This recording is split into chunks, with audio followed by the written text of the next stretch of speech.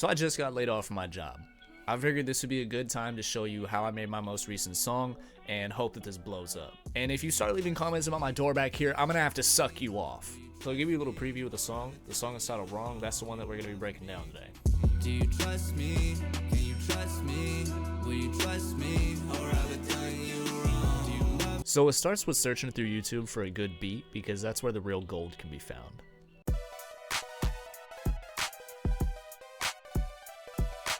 Ah, perfect. Once I had my beat, I decided to wow.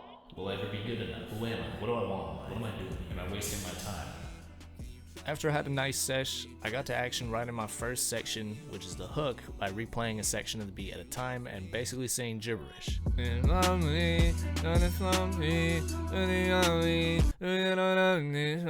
Now this is pretty common for me. I find what fits flow-wise and then I put words to it. I've tried a lot of different styles of writing, none of them really stick as well as this. This just makes the most sense for me. After the hook comes the first verse. I don't feel very good, they said that's impressive. Look at it, I say on my head. Try to relate it from the ending of the first hook to the start of the second hook. That way it, kind of makes sense. Sometimes it doesn't, it's really up in the air. So we get the hook, then we get the verse, and next we need a bridge that ties everything back to the hook. So this section is kind of just going to be different than the rest of it. This track specifically, I wanted to put more singing into it to bring it back into the sung section from the rapping, something that gives you a little bit of interim between like quick rapping and then the sung section. Without you by my side, the days are unknown.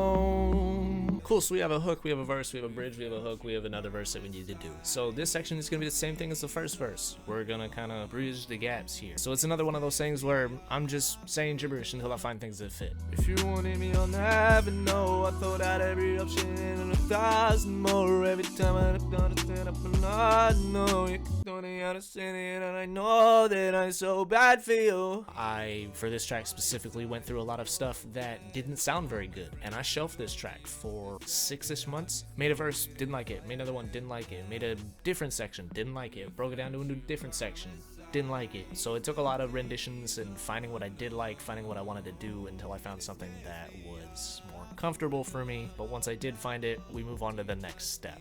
So now it's time for the engineering process. And wait, don't leave. I've got Subway Surfers. You want Subway Surfers? I've got Minecraft. Is that good? So I didn't do anything special or magical for the engineering process. It's all pretty simple and straightforward. I just kind of sat there like a hunchback for a couple hours and mixed it until I was satisfied with it. And then once I was, we were good to go, right? Wrong.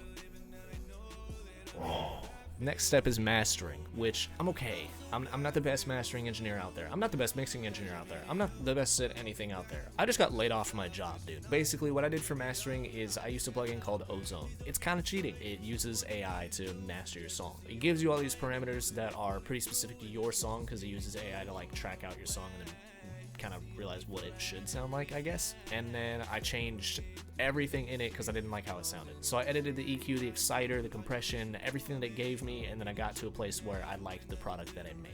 So that's pretty much it. I'll play the mixed version versus the mastered version, and you guys probably aren't going to hear that much of a difference, especially if you're just listening on your phone. The reason for that is because, one, I hear way more than you guys are going to hear on my own music because I'm making it and I'm going to nitpick everything. The other reason is because I have studio headphones, monitors, and I sat here and listened to the song for hours and hours and hours. Mastering is basically just making it sound the same across all platforms and just kind of accentuating the good things, bringing down the bad things a little bit. Mastering shouldn't change a ton of things. It should just change a little bit. So here's the mixed version. Do you trust me? Can you trust me? Will you trust me? Or have I done you wrong? Do you love me? Can you love me? Will you love me? And here's the mastered version.